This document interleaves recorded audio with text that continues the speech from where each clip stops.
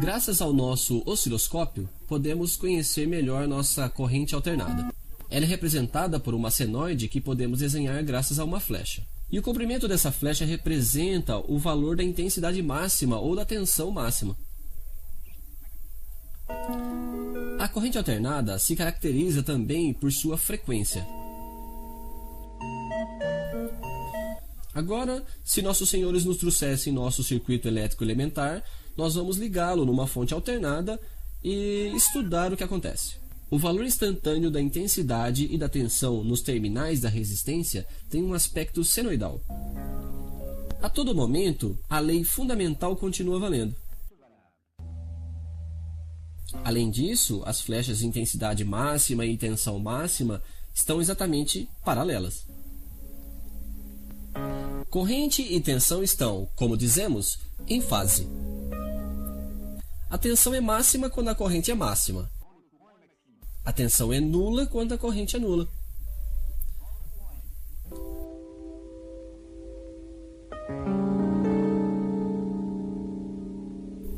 Agora, se por um artifício qualquer eu aumente a frequência da fonte, o valor máximo da intensidade e da tensão não muda. Além disso, corrente e tensão continuam em fase. O valor da resistência, portanto, não é sensível à frequência de nossa corrente, pelo menos na baixa frequência. Mas nós vimos que bobina e capacitor eram criaturas que reagiam às variações. Você se lembra?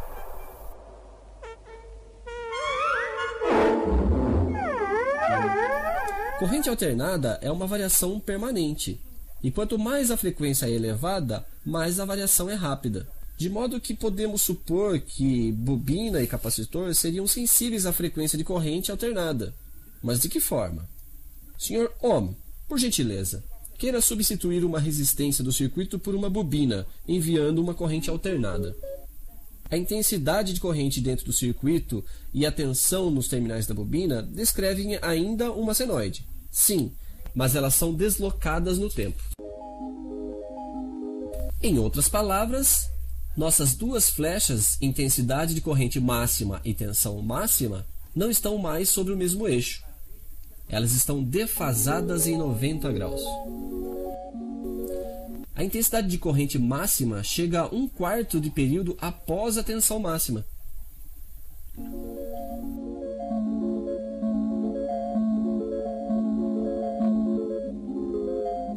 E não é tudo. Se eu aumento a frequência, vejam que a intensidade máxima dentro do circuito começa a diminuir. E se eu diminuo a frequência, a intensidade máxima aumenta. Quanto ao outro camarada, o capacitor, você pode imaginar que ele vai fazer exatamente o contrário.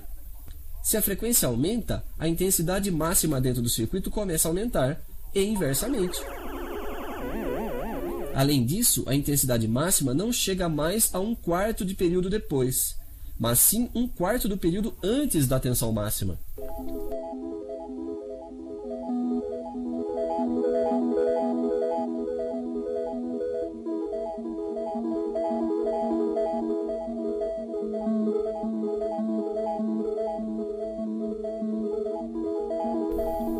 Dessa forma, bobina e capacitor se comportam como resistências.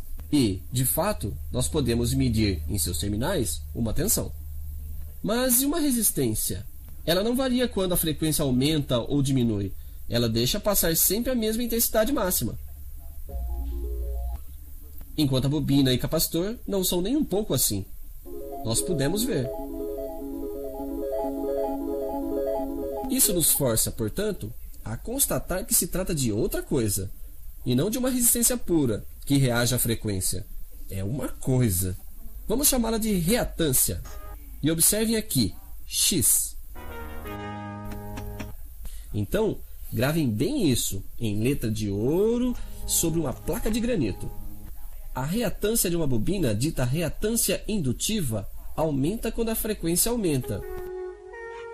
E a corrente está atrasada em 1/4 de período sobre a tensão em seus terminais.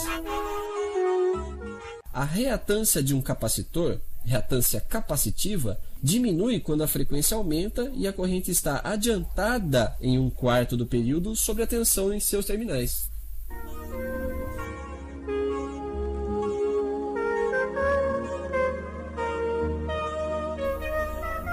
Quanto às fórmulas precisas de reatância e para mais detalhes, peço-lhe a gentileza, como sempre, de recorrer ao seu professor habitual. É preciso observar, enfim, que reatância capacitiva e indutiva também é expressa em ohms. Tudo isso, devo dizer, não é muito complicado. Desde que conheçamos a frequência, podemos calcular a reatância. E depois a gente manipula tudo isso como resistências comuns. Bem, não, mil vezes não. Em um ciclo alternado, quando temos uma série de resistência e de reatância, bem, 2 e 2 não são mais igual a 4. Evidentemente, isso é bastante preocupante, e você pode imaginar que isso provém de nossa famosa defasagem. Eu vejo que temos entre nós o Sr. Fresnel, o grande especialista em flecha giratória, que nos dará o prazer, numa próxima oportunidade, de nos explicar esse mistério.